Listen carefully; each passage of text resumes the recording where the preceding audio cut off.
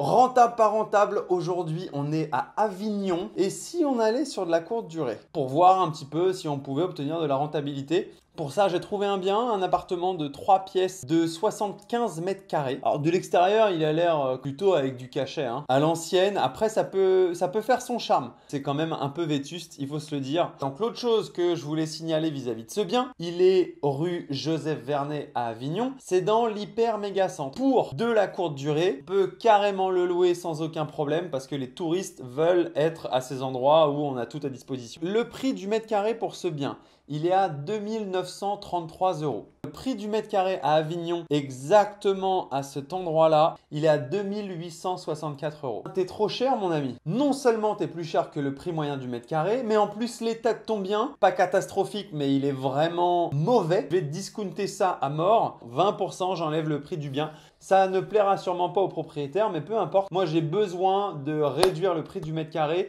pour pouvoir m'assurer que je vais pouvoir faire des travaux sereinement sans me dire que ça va exploser le prix de mon bien et le prix du mètre carré. Combien va me coûter la rénovation de cet appartement? Je pense que ça me coûte cher, très honnêtement. Je vais partir sur 75 000 € de travaux. Ça reprend les sols à certains endroits, les murs, peut-être une salle de bain, réaménager la cuisine également. Si mon bien total, ça me coûte 264 200 € et que j'emprunte sur 25 ans, mon coût mensuel pour ce bien, il est à 1028 € par mois. Ce qui m'intéressait avec ce bien, c'est peut-être de faire 2 chambres, plus faire un couchage en salon qui puisse me permettre de monter à 6 couchages. Et si je monte à 6 couchages, sur Airbnb, ça va commencer à être plutôt pas mal. Alors Airbnb, j'ai fait une première recherche. Elle me donne que pour 6 personnes, la nuitée, donc c'est en haute saison, c'est en moyenne 230-240 € la nuit. J'ai dit que c'était 170 € la nuit, fois les 30 nuits, fois les 30% d'occupation. Et j'ai de l'autre côté 230 € en haute saison, fois les 30 nuits, fois 35% d'occupation. On va prendre une hypothèse un peu plus agressive. Je ne vais pas avoir un taux d'occupation de 35%, je vais avoir un taux d'occupation de 40%. En été, j'ai un peu plus de demandes et un peu plus de fréquence. Je suis à peu près à 1940 € par mois. Est-ce que c'est une bonne affaire ou non?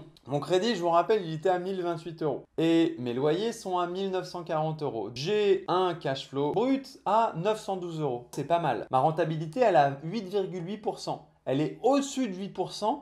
Normalement, à la fin de chaque mois, je dois être en positif, je dois avoir quelques euros dans ma poche et c'est plutôt pas mal. Ça veut dire que j'aurai rien à dépenser en plus, que progressivement, avec les années, finalement, ce patrimoine-là immobilier, il va être à moi sans que je dépense vraiment plus d'argent que mon investissement initial, 52 000 €.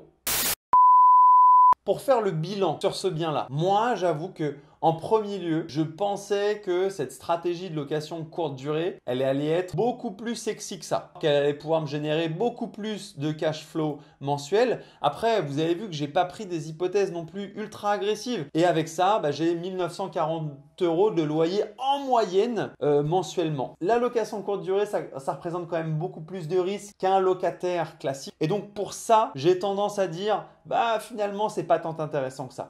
Donc malheureusement, c'est un no-go. Peut-être que toi, tu as vu une meilleure stratégie par rapport à ce bien-là. Si tu souhaites nous la partager, n'hésite pas à l'écrire en commentaire. Si tu veux qu'on aille chercher des biens dans ta ville la prochaine fois, pareil, tu l'écris en commentaire et on fera ça dans un prochain épisode. D'ici là, les amigos de Limo, je vous dis ciao!